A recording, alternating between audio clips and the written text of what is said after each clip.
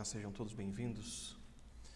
Eu sou Alisson Lopes, instrutor de eletrotécnica, e nesse vídeo demonstrarei o processo de construção de um diagrama unifilar para um circuito de iluminação contendo uma lâmpada acionada por dois interruptores paralelos. No vídeo anterior eu demonstrei o processo de criação do diagrama multifilar para esse circuito e agora partiremos para o unifilar. No diagrama unifilar, o interruptor paralelo ele é representado por um círculo preenchido, enquanto que uma lâmpada, nesse caso fluorescente, é representada aqui por um retângulo com um círculo dentro. Os interruptores no diagrama unifilar precisam ter sempre a indicação aqui de uma letra que vai mostrar, deixar bem claro para nós quais lâmpadas esse interruptor está acionando. Portanto, a lâmpada aqui também precisa ter a indicação do acionamento, indicação do circuito através de um número aqui. Precisa ser mostrado também a potência da lâmpada e, caso necessário, a quantidade de lâmpadas instaladas aqui no mesmo ponto. Nós já vimos aqui a indicação dos condutores, a simbologia para o diagrama unifilar. Então essa é a representação da fase, representação do neutro e representação dos retornos. Está aqui. O nosso diagrama unifilar será desenhado, será construído nesse esquema que representa uma instalação elétrica na parede. Então a primeira coisa aqui que foi feita foi a representação da lâmpada fluorescente já sobre a caixa de passagem na qual ela será instalada. Foi inserido aqui também os interruptores paralelos. E agora, serão tirados aqui do quadro de distribuição o condutor fase e o condutor neutro. A fase ela será conduzida aqui dentro dos eletrodutos até o borne central do interruptor paralelo. Nesse caso, esse é o interruptor paralelo de entrada. Então a fase fica aqui no borne central desse condutor, desse interruptor paralelo. Nos bornes da extremidade são conectados aqui dois condutores retornos, tá aqui os dois, que serão levados até os bornes da extremidade aqui também do interruptor paralelo de saída. No borne central desse interruptor paralelo de saída foi conectado mais um condutor retorno e esse sim vai ser conduzido até a lâmpada juntamente com o neutro. Então observem, o neutro ele passa direto lá para a lâmpada e o borne central aqui, de onde sai o condutor retorno, esse retorno é levado também juntamente com o neutro até a lâmpada.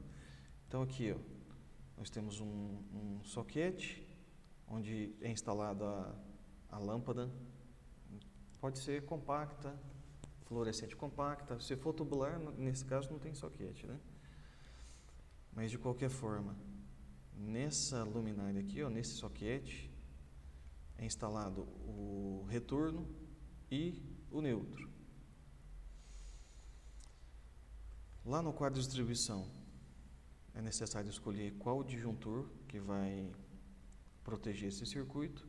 Escolhido o disjuntor, nós precisamos indicar qual fase pertence a esse disjuntor. Nesse caso, o meu circuito de iluminação pertence ao circuito 1. Eu posso escolher esse disjuntor aqui, chamar esse disjuntor de iluminação, por exemplo, que alimenta o circuito 1. Então está aqui a indicação do circuito 1 na fase. Somente as fases recebem a indicação de circuito. O interruptor, os interruptores paralelos precisam indicar aqui o tipo de acionamento. Os retornos indicam a qual acionamento esses condutores pertencem. Então todos os retornos que alimentam essa lâmpada precisam ter a mesma indicação do interruptor que a aciona. Ou seja, aqui eu chamei os interruptores de A, mas eu poderia ter chamado esses interruptores aqui de acionamento B, por exemplo. Se esses interruptores fossem tivessem sido chamados de B aqui, todos os retornos, esses retornos aqui pertencentes a esse acionamento e essa lâmpada também, precisariam acompanhar o mesmo acionamento. Se eu tivesse mais de uma lâmpada, por exemplo, mais de um circuito de iluminação, como numa residência, por exemplo, eu tenho vários cômodos, e em cada cômodo eu tenho um acionamento específico. Então, o circuito de iluminação de cada cômodo precisa ter um acionamento diferente, né? Se eu chamei o acionamento do circuito de iluminação do quarto de A, aqui por exemplo, o circuito de iluminação do banheiro, ele precisa ser chamado de B. O circuito de iluminação da cozinha precisa ser chamado de C e assim por diante. Para que eu não tenha, na mesma instalação elétrica, dois acionamentos diferentes com a mesma indicação. Isso aqui, um diagrama unifilar dessa maneira estaria incorreto. Indico também que essa lâmpada pertence ao circuito 1, porque o interruptor que aciona essa lâmpada foi conectado à fase pertencente ao circuito 1. Por fim, agora eu indico também a potência da minha lâmpada. Vou encerrar por aqui.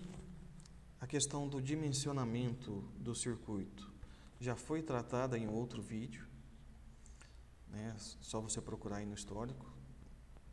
O nome do vídeo é Dimensionamento do Circuito de Iluminação.